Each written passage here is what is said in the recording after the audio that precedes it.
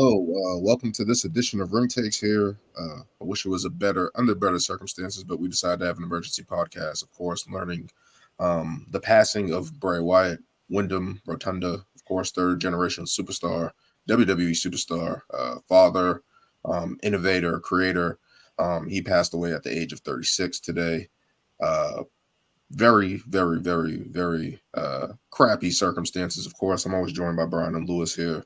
Mm-hmm. I was just leaving the barbershop when I got Lewis's message in the group chat that we're in. Bray Wyatt has passed away, and is just met with sadness because it's like it's a little different than Terry Funk, right? Because Terry Funk was a little bit before our time. We know about the legacy that he had and stuff like that. Bray Wyatt, we've seen him coming through NXT when they were doing the reality show thing, him coming in as Husky Harris. And we actually grew up with Bray Wyatt a little bit, right? Like in remembrance of seeing his career and stuff like that. And it just sucks to see him hear about him passing away like that. And of course, the outpouring from the wrestling community, us as wrestling fans and stuff like that. Like my whole Instagram timeline is just in remembrance of Bray Wyatt, people telling different stories, the innovator, the creator that he is and that he was and things of that nature. And it's just like it sucks. And that's why we decided to have this little show here today, because it's like he did mean something to us. Like he's a part of our generation of wrestling, especially, and we've seen him grow up and we've seen him innovate and create, and you hear all the stories about him innovating. One-time WWE champion, two-time Universal champion, multi-time tag team champion, creator, innovator of the Wyatt family. I don't even know where to start on this one, guys. You guys can have the floor. What do you guys remember of Bray Wyatt? What are your first thoughts? Yeah. All right. All right. Lewis, you mind if I go first? Go for it. All right. I want to actually, before I go into my spiel about Bray Wyatt, I actually want to read something. It was from the press conference he did from the Royal Rumble back in January. They were asking him about the professional wrestling industry and why he loved it so much. And he said, "It's a sport to some and a show to others. But I think the beautiful thing about wrestling, this industry, is that there's something for everyone. And I've always kind of prided myself on the fact that I've been willing to take risks and do things that no one's ever done. Because in my opinion, if you're not willing to do that, what are you doing here?"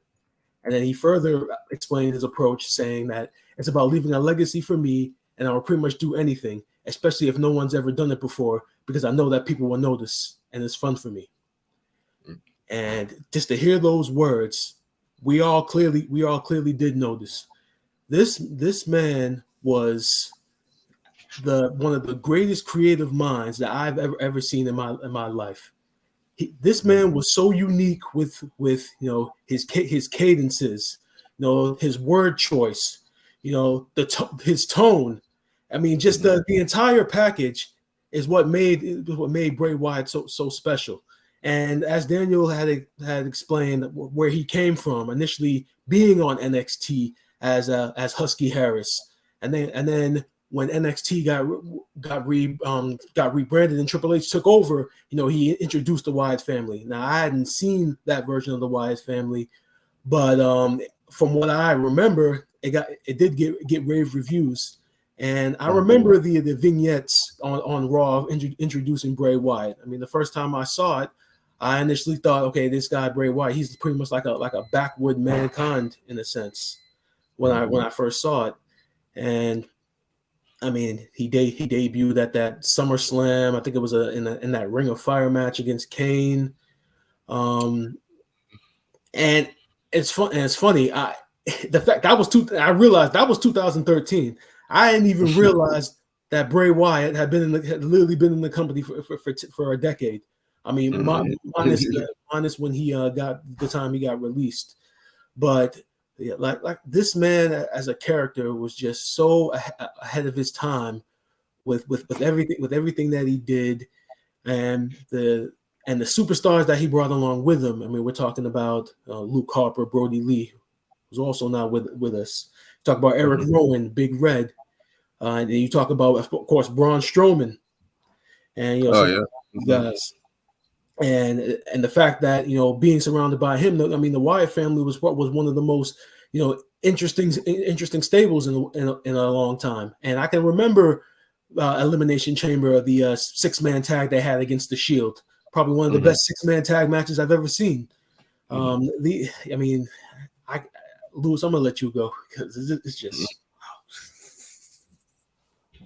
Yeah, this one hit hard for me. I was literally walking to a restaurant for dinner, and I just happened to like just open Instagram, and mind you, it wasn't even a wrestling like page that posted it. It was like some other thing that I follow, and it was just like Bray Wyatt. I was like, no, this is fake. I was like, this can't be real. Mhm. And then the first thing I did was open up Twitter, Mhm. and it's Triple H has announced that he passed, and I'm like, for me, like Brian just said, I didn't see the Husky Harris character too much. I think I saw him pop up a few times. This was a little bit before I kind of came back to wrestling. I came back to wrestling more so right at like the beginning of the Shield and stuff. So it was Mhm. on that cusp of like when NXT was like starting to rebrand, and I didn't see the Seth Rollins win. I like probably saw highlights of it, but it was still very early on where we have everybody who we have now, like Sami Zayn, Seth Rollins, Big E, Mhm. Neville, all these people, Kevin Owens coming in and all that stuff. So, but I do remember them debuting, and I don't know, I'm weird in the fact that I've always found like, like documentaries about like cults and stuff, and just like how people get sucked into those things. And his first character as Bray Wyatt, it was literally like a cult leader, and like the way he spoke and his promos, like I hadn't seen anybody cut promos like that ever. Mhm. Um, and just the way he was like trying to convey his message was so captivating and Mhm. intriguing to me. Like I've said before, I'm a huge horror fan, so when he introduced the Fiend, that was like you know tip of the iceberg for me. It was just like he was just giving me everything I wanted. I think that quote that Brian just said is just like he for me he was a character that had depth and I felt could have been top tier. And I don't know. I know as much as we might have not agreed on the booking and stuff, but I thought he created some things that nobody had ever done. And we have things like the Undertaker and stuff that stand the test of time. But I think like he was saying, to do things that people have never done before was so special, and we've never seen before. I Mhm. mean, it's just even his. I was so top of the moon when the breadcrumbs of him teasing coming back and everything after he kind of left the company and stuff, and that pop when he came back was just like, I don't know, so captivating. And I think Mhm. that's just how much I was so invested into the character and who he was. Um, Mhm. and I was definitely always, and I literally before we started, I watched the ending of that elimination chamber when he was and won his first WWE championship, and Yeah, I'm like, yeah, yeah. I was like, finally give this man the shot that he deserves. Like he's gonna show us things that we've never seen before, and yeah, it wasn't the best looking, but he still did. The Mhm. Firefly Funhouse was another one. We were like, what in the hell? Like, oh, this is like, I think people first seeing it, like, what are they going to do with this? And it literally became a weekly, like, facade of that everybody wanted to see because, like, what is this? And it's like, this generation doesn't really know what, like, Pee Wee Herman is. And it's like to see somebody actually do that Yeah. and do Yeah, it yeah. well and then add the element of the theme to it was just like, I thought was just so Mhm. unique and so special. And um, yeah, this is tough for me. And even driving home thinking, I'm like, wow, already two members of the Wyatt family have passed, and it's sad that so young, and definitely still in his prime, and there was so much else that we could have seen, but I'm still grateful for what he gave us in the wrestling industry and the wrestling community. Absolutely. Absolutely. Like when I first saw him underneath the Bray Wyatt moniker, it was just like, this guy's spooky, right? Like he's like a kind of like a Mankind, Jake the Snake Roberts, Undertaker type character, and that's what I got from his promos. Is kind of like Jake the Snake, that same cadence, that same bringing you into the promo, the little zoom ins that they did, all the elements that he did to add to the character and put that over.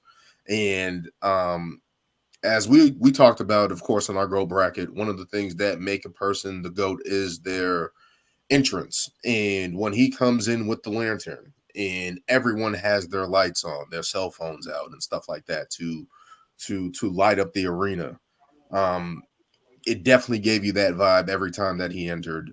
The Jake the Snake cadence from his promos, his work in the ring, being that size, being able to move like that, definitely a storyteller in the ring, definitely an impactful promo. For whatever I thought of The Fiend, it was his creation. It was something that they took a chance on. It was something that he put himself into. And of course, with all the storylines from The Fiend and how he brought that into the Wrestling Federation and into the WWE and stuff like that, all the breadcrumbs from even when he was Bray Wyatt kind of alluding towards The Fiend years in the making. Like it just wasn't like, hey, this came over like a month and just happened. Like you can tell this was something that was planned out, detailed from Sister Abigail, the Wyatt family, all that stuff to come to The Fiend. Just speaks to the volume of creativity of his character, speaks to the type of mind that he had. Everyone spoke highly of his mind and how different he was in that aspect and creative and willing to do things. And as Brian read his promo from the Royal Rumble press conference, that whole ability of saying, if you're not trying to push the envelope and put yourself out there creative wise, why are you here? And that speaks to the man he was. And I just want to talk about his return recently when he came back at Extreme Rules in Philadelphia. You can tell how much that meant to him. Obviously, he was battling these ailments that he had prior, and that it just amplified to his passing. But you can tell him being in that ring in Philadelphia, that entrance coming back, the new music, the same lantern. You can tell that meant the world to not only him, but to the fans. Like we all wanted Bray Wyatt back. Even when I'll say it again, I didn't care for the Fiend character or whatever the case may be with that. But seeing Bray in that element coming back, it was like, we want him here. Like, what's next? That's pretty much what we all wanted. Like, yo, what's next for Bray? And we had that Royal Rumble match with LA Knight and stuff like that. And it was like, okay, whatever. But what are we getting now? And then we heard in like February that he was dealing with this illness. And as you said earlier, Lewis, it's kind of spooky to think about like Brody Lee kind of in the same ailment. Like they were both battling an illness. And to see that take both of their lives. So, and I think I posted on Instagram, I said so much left on the table. There's a picture with Brody Lee and Bray Wyatt. And I'm like, there's so much left on the table because what Brody Lee was doing in AEW was transforming that business in a big factor of AEW when they definitely needed somebody. When we talk about Brody Lee, that's a void that was missing from them. Bray Wyatt, all the time that he was away, there was a void there. We knew Bray can bring something to the table and add something to the product. And even creatively, like even if it wasn't going to be his the Fiend character or whatever his creation was, we know all in all that he could have brought anything to the table and he would have killed it in any fashion. So to have both of those guys gone and to look at both of them, like just what they meant to the wrestling world, it's like there was so much left on the table with both those guys. Like they could have been all-time main eventers, all-time wrestling Hall of Famers that we know. So to lose both of them like this just sucks. And I think everyone can sum that up. Like it just flat out sucks that we don't see the next chapter of Bray Wyatt. Like he's not there to see. He's not there to see his wife. I believe he was divorced or whatever the case may be. I'm not too sure about that, but his kids, his family, and I instantly thought about like IRS, his father, Bo Dallas, his brother. Like I just instantly thought like Eric Rowan too. Like all the people that he's touched and kind of worked with. Alexa Bliss, yeah, she had Yeah, she I saw had a that. form on I think on Twitter or Instagram. So Instagram, yep. changing And her. it's like Wow.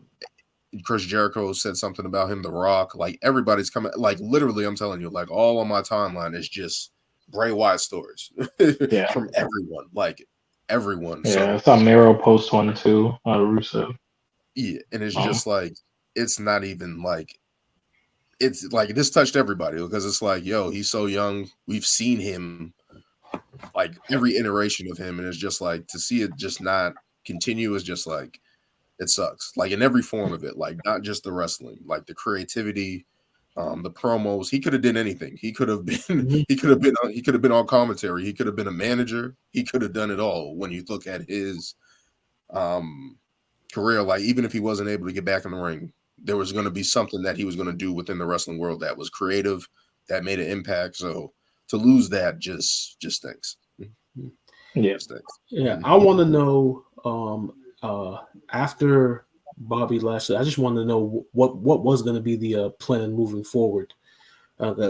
Because I can remember up until that point, he had the pitch black match with LA Knight, and then he was waiting for the winner of Lashley and Brock Lesnar, and then they started the feud with Lashley, and then that's when he got sick.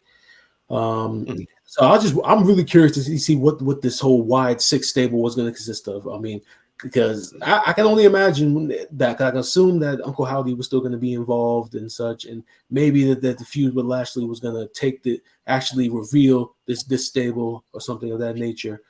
I mean, when I think about that, I just think about like Daniel said, a lot left on the table, too much left on the table, and I want to be positive and remembering everything that Bray Wyatt has done, being unique and creative, and I want to keep it positive. But my mind just keeps going to the fact that he was there for 9 years, and what we got for 9 years, what some of it was good, but the majority of it was either confusing or frustrating, and I can only blame one person for it.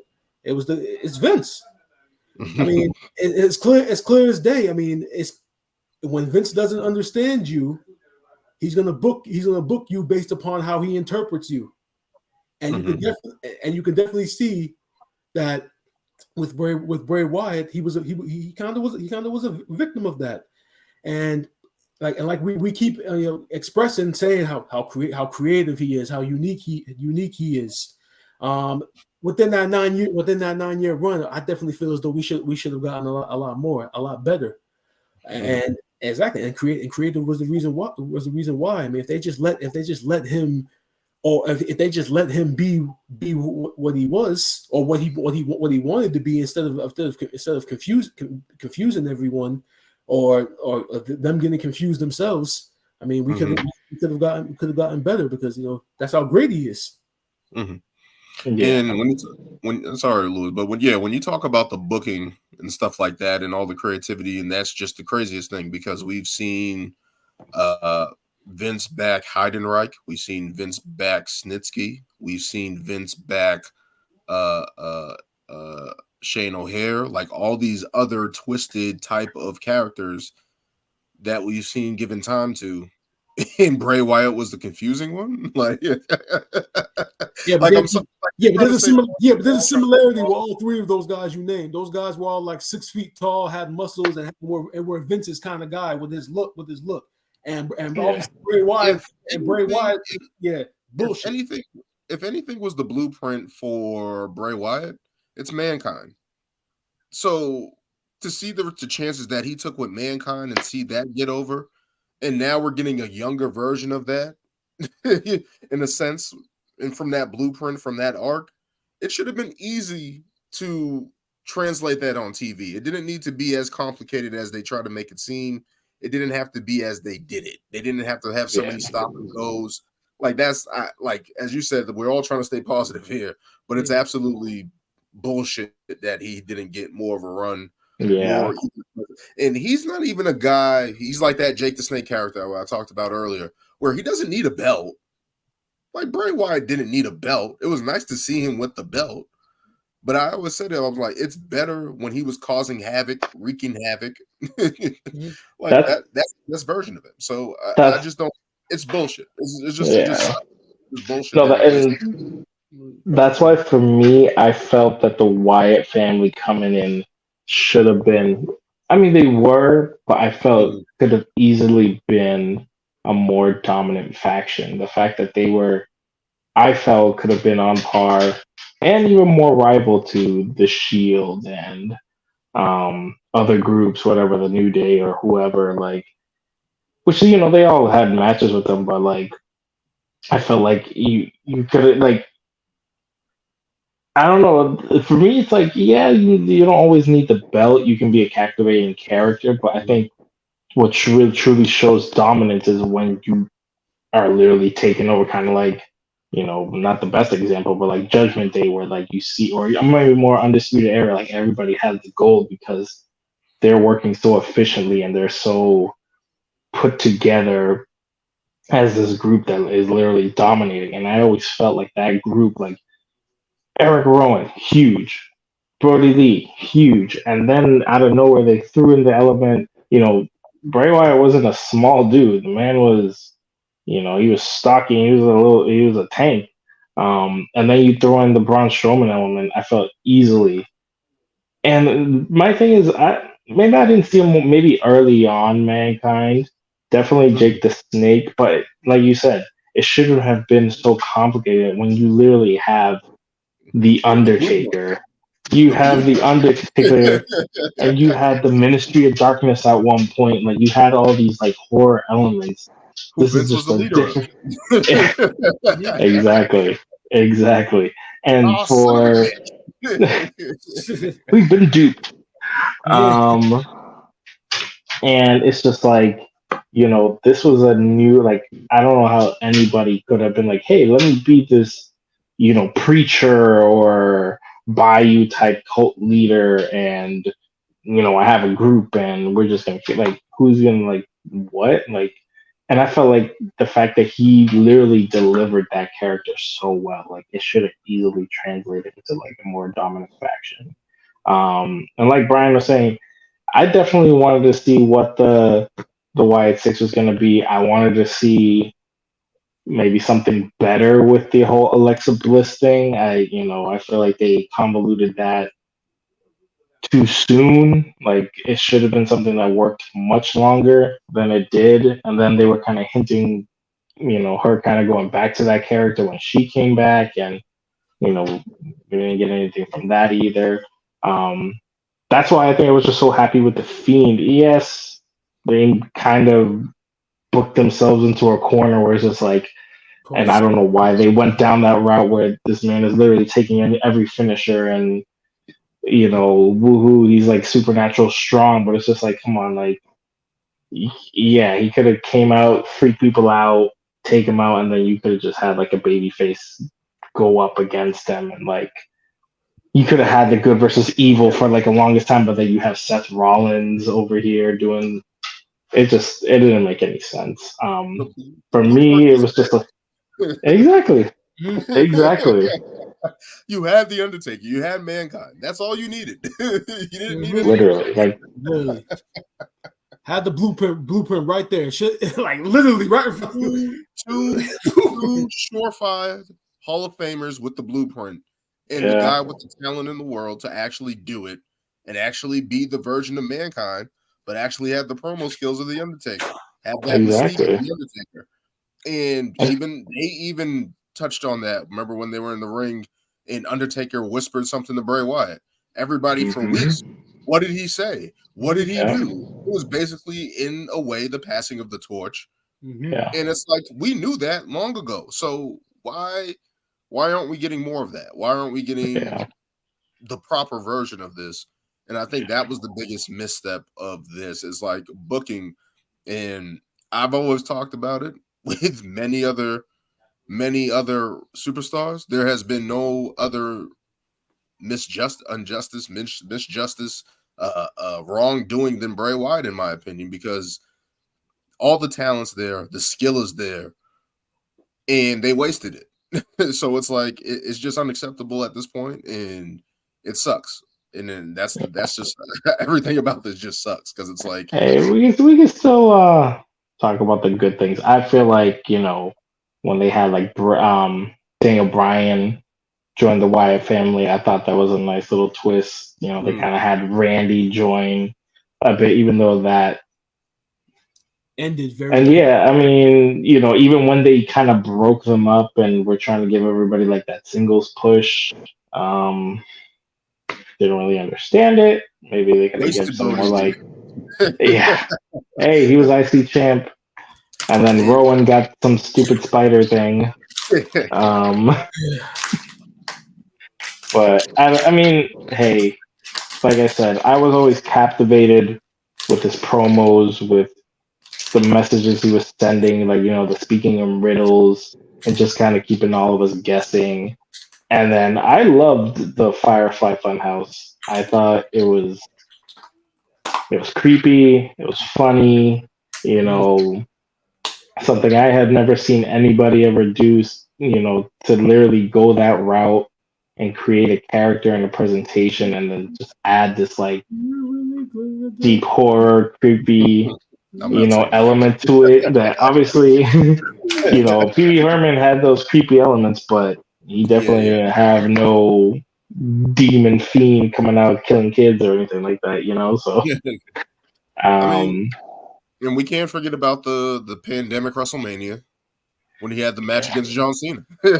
So, one of the matches I thought that was cool. One of the matches that saved that show. Yes, exactly. As crazy as it was, I was like, this is crazy. Like, and all the elements that they did with that, and a lot of elements that I thought they should have done, especially with John Cena when he was the leader of the NWO. And I was like, if we're ever going to get a heel Cena, it should be like that. Maybe not the NWO, but it should be on the lines of what Hulk Hogan did in WCW. If they would have did that, WWE had a better infrastructure for that. But just Bray Wyatt tapping into all of that, like going to the origins of both men, Cena as the prototype, all that stuff during that match at WrestleMania, the pandemic WrestleMania, was just like, it was entertaining, and as Brian said, it saved the show. So to get something like that and to get that creative like that out of that. The Funhouse was creepy. It was strange. He was making little like insider jokes that unless you were reading the dirt sheets or following other podcasts that are heavy on it, you wouldn't understand. But everybody else, like if you followed, you understood all the little tidbits, like the stuff he did with Vince McMahon and stuff like that, taking little shots at it. Being able to show that on TV and do that. So it's like there was some leeway there with what he was doing, and it was working. So it's like it's frustrating on the back end just to see what the hell, like why didn't we continue that? But again, his work in the ring, the Sister Abigail, all that stuff, like the little backward stretch thing he did, like the Exorcist crawl. So it's like, and again, the Wyatt family was cool. Like the way they came to the ring. I remember in NXT when he had the rocking chair and he was rocking back and forth outside the matches, like all those little things just added to what he did and who he was, and it was just like one of the best characters in the business that we'll see. Can't say enough about Bray Wyatt, man. Like it sucks to see down this road, but we can remember the good times from him, and and there's going to be definitely. Yeah, go ahead, Brian. Go ahead. Yeah, now I was just going to say something real quick. A lot of the talent today need to like watch some Bray Wyatt tapes or just him being so different is because like I read in the from the Royal Rumble was the ability to take risk and be different. You got a lot of guys who are afraid to take that risk and want to be safe, and because they're safe, they're like forever lower mid carders. Or when they finally do decide that they want to be different, or sometimes it's already too late. And so if there's anything that a lot of the talent today can take from Bray Wyatt is to just just take chances, make mistakes. Be risky. Just put it out there for everybody for everybody to see. Because when you don't, you hold yourself back, and then you become generic. And that's one thing that Bray Wyatt wasn't. He was the opposite of generic. So that's one thing a lot. Yeah, he was definitely a story. He was definitely a storyteller, and I think the art of like creating like a legit character has kind of, maybe I don't know, maybe changed with the times. Like we only for so long we had the Undertaker, Kane, Mankind. I mean, even like Stone Cold, but it's just like, yeah, I think just like adding these elements of a character, like he might have taken it to the extreme, but it worked. Maybe with the whole Fiend character, but it was so unique that we haven't seen something like that in so long that I felt just captivated the world for a bit, and we're just like, what the hell is that? And it's either gonna hit or miss, and you won't know till you try. And I feel like there are maybe too many. I wouldn't say cookie cutter, but maybe like more generic characters, and people just trying to just create personalities more than a character, I guess, in this day and age. And I mean, we also came from an era where you could have the most terrible characters ever and be like, what the hell am I looking at? But Rousey, the dumpster, the goon, the barber, like Hercules, Doink the clown, like. And when you just think about characters, like I always go back to the Attitude Era. Like literally from top to bottom, everybody had a character. Like Too Cool was the cocky, immature, inexperienced group. Road Dogg and Bad Gun, Billy Gunn, Mr. Ass, cocky bravado guys. Like everybody from the low card, Val Venus, X-rated star, the Godfather, oldest, a bravado movie star.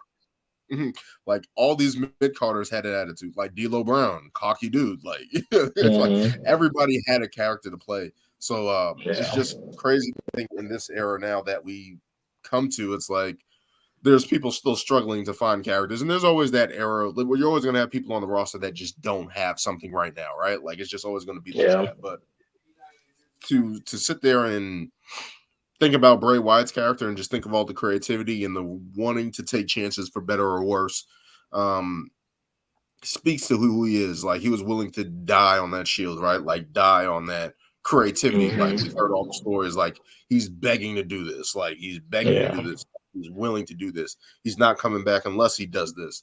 So to hear all about that and taking risks with the characters, not just for himself, but for the audience to entertain, like that's what he was really doing it for the craft, to entertain the fans. And and you think about a guy like that, it's just awesome to just think about like a person who kind of sacrificed himself to entertain us, right? Like that's what wrestlers do. That's what the ultimate professionals do in any sport, right? But just in the way that he was able to do it with the art, the craft, the art of it, just speaks fondly of him. And I think it's just awesome that we got to experience that for the time that we did. For sure. For sure. Gone too soon, man. Yeah. Way too soon. And as he would say, follow the buzzards. Follow the buzzards for sure. I think we can wrap there. I think we spoke highly on Bray Wyatt. And I think the only way to end this one is to kind of go off with a send-off there with Bray Wyatt and his music. As always, thank you guys for joining me. And prayers, condolences to Bray Wyatt's family, his children, the wrestling community, because we lost a great one here today. Back-to-back Terry Funk, Bray Wyatt. Very tough 2 days if you're a wrestling fan. So can you imagine the ups and downs in the pro wrestling industry? I mean, the fact that All In sold over 80,000 tickets, and then WrestleMania's tickets go on sale, they sell 90,000 the first day. two top wrestling companies showing how wrestling is flourishing now, and we fast forward, and then we get two crushing back days of just negativity with deaths. Like it's just like the pro wrestling industry is just nature of the business. Nature of the business for a long time in wrestling, right? Like as wrestling fans, like the ups and downs. We just had SummerSlam, you know, we just had Blood and Guts that we saw all that. We're getting all this hype, trying to figure out what's going on next, and then they just remember you just get smacked. Yeah. So hopefully it's on the up and up from here. You remember Bray Wyatt today, and hopefully the wrestling world continues to remember him. Of course, there's going to be a bunch of tribute shows, as there should be. Yeah, and thank you, Bray Wyatt, for all you did in the company, the business, and to entertain us. Thank you. Thank you. Thank you. So, yeah, thank you. All right. Best, man.